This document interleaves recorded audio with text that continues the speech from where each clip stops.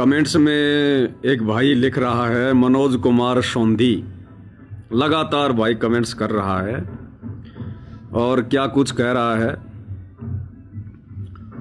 साले कुत्ते आदमी, सुअर की औलाद, तुझे नरक में भी जगह नहीं मिलेगी, सुअर की औलाद।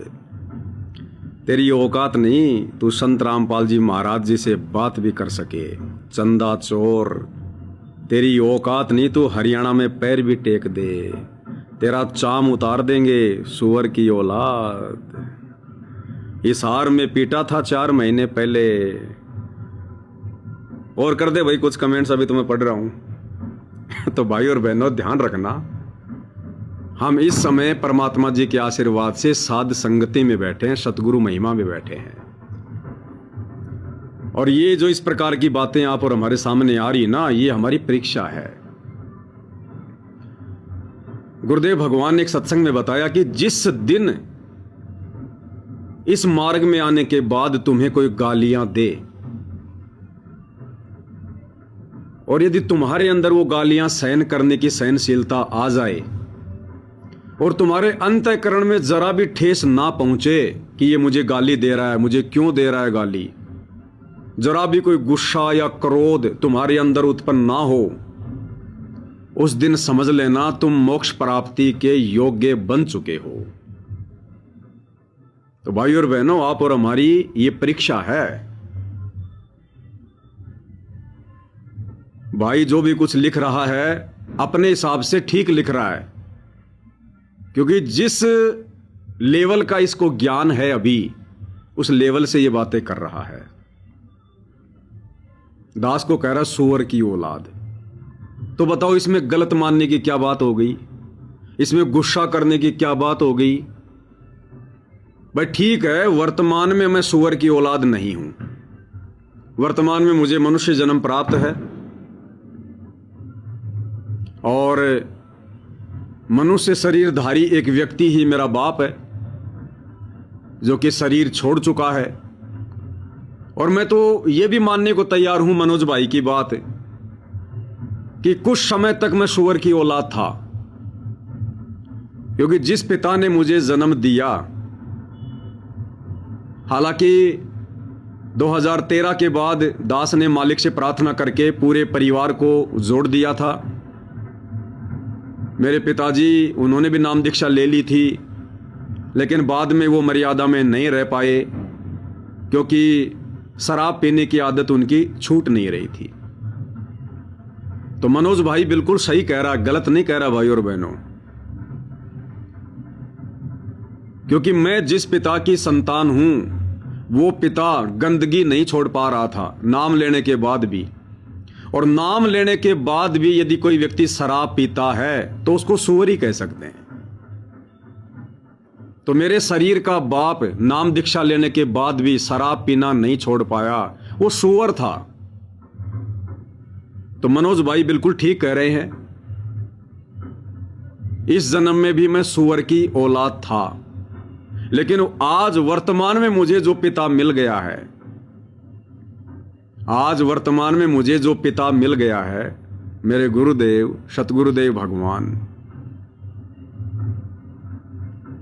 तो मनोज भाई वर्तमान में तो जो मेरे पिताजी हैं वो सतगुरु रामपाल जी हैं। अब आप सोच लेना आपका ठिकाना कहां होगा। आप किसको गाली दे रहे हैं? आप मुझ पवनदास को गाली नहीं दे रहे, क्योंकि मैं तो हर प्रकार से अपने गुरुदेव के प्रति समर्पित हूं। मेरा तो कोई सांसारिक शरीर का बाप भी जिंदा नहीं है जिसको मैं पिता कह सकूं, बाप कह सकूं। मेरा तो एक ही बाप है, सतगुरु रामपाल जी। और आप मुझे सुअर की औलाद कह रहे हो, तो मैं तो भाई सतगुरु रामपाल जी की औलाद हूं। अब विचार कर लेना मेरे भाई, अगर अपने शब्द आपने वापस नहीं लिए, गुरुदेव भगवान से माफी नहीं मांगी, तो आपका क्या होगा। और वैसे भी भाई और बहनों, हमने शब्दों को हजम करना है। अरे कौन सी बड़ी बात है, हम इन गालियों के हकदार हैं। और इस प्रकार की गालियां जितना ज्यादा भगत को निकाली जाए, भगत के लिए उतना ही अच्छा है। अरे कितनी लक चौरासियां भोगी है मैंने, कितनी बार मैंने सूअर के जन्म प्राप्त किए हैं, सूअरी के गर्भ से मैंने जन्म लिया है, सूअर मेरा बाप था, मेरा पिता था। तो इसमें नाराज होने की तो कोई बात ही नहीं है, क्योंकि मैं असंख्यों बार सूअर के जन्म प्राप्त कर चुका हूं, मैं सूअर की औलाद रह चुका हूं। और इस मनुष्य जन्म में मैंने भी कभी कभार शराब पी है, बीड़ी सिगरेट पी है, कभी कभार एक आध बार मैंने मांस भी खा लिया था नाम दीक्षा लेने से पहले। तो ये काम तो सूअर ही करता है। तो मैं खुद भी इस मनुष्य जन्म में दीक्षा लेने से पहले सूअर था, कौवा था। और असली वाला सूअर तो ना जाने मैं कितनी बार लक 84 में रह चुका हूं। और मेरा बाप जिसने उपदेश लेने के बाद भी बुराई नहीं छोड़ी, तो वो भी सूअर ही था।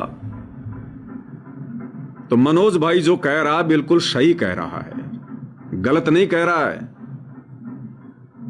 इस दुनिया की हर गाली आप और हमारे ऊपर लागू होती है, क्योंकि अभी हम सजा भोग रहे हैं, अभी हम शतलोक गए नहीं हैं। गुरुदेव कहते हैं पाकी फसल देख कर गरबैये मत किसान, अभी तो झोला बहुत है घर आले तब जाने।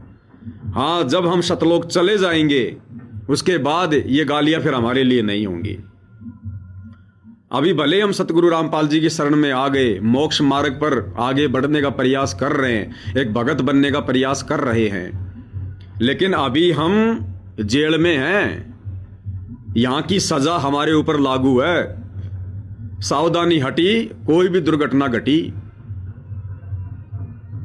तो मनोज भाई जो कह रहा है, नो डाउट हम इनके शब्दों का सत्कार करते हैं, सम्मान करते हैं, स्वागत करते हैं।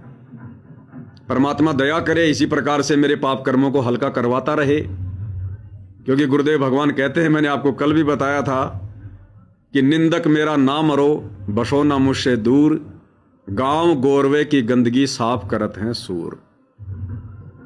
और निंदक नीरे राखिए आंगन कुटी छवाए, बिन पानी बिन साबुन के निर्मल करे स्वभाव। तो किसी भी सत्सेवक भाई बहनों ने, हमारे ही गुरु भाई बहन जो सतलोक आश्रमों से जुड़े हैं, या हमारे ही भाई बहन जो अभी नाम उपदेशी नहीं है, अगर वो किसी भी बात से दुखी होकर जाने अनजाने में, हमारी किसी गलती के कारण या अपनी किसी नादानी के कारण अगर हमें प्रत्यक्ष में भी गालियां देते हैं, मार पिटाई करते हैं, या सोशल मीडिया पर हमें कमेंट्स में गालियां देते हैं, गंदा बोलते हैं, हम भाई बहनों ने प्रति उत्तर में उसका जवाब उसी भाषा में नहीं देना है। आवत गाड़ी एक है उल्टा हो अनेक, कहे कबीर ना उल्टियों रहे एक ही एक। ये आप और हमारी परीक्षा ले रहा है सतगुरु, क्योंकि इनके तो कर्म कुछ ऐसे ही है। इन आत्माओं के तो कर्म काढ़ने बिगाड़ने हैं, इनके तो कुछ भाग्य में लिखा ही ऐसा है। इनके माध्यम से परमात्मा सतगुरु हमारी परीक्षा लेता है। तो आप और हमने सतगुरु की वाणियों को अपने ऊपर अमल में लाना। फिर कौन से दिन इन वाणियों पर चलेंगे? अगर आज भी ईंट का जवाब पत्थर से देते रहे, किसी ने जरा सा कुछ बोल दिया, गाली दे दी, और हम उसको उसी प्रति उत्तर में जवाब देंगे, तो हमारे में फिर उस भाई बहन में क्या अंतर रह गया?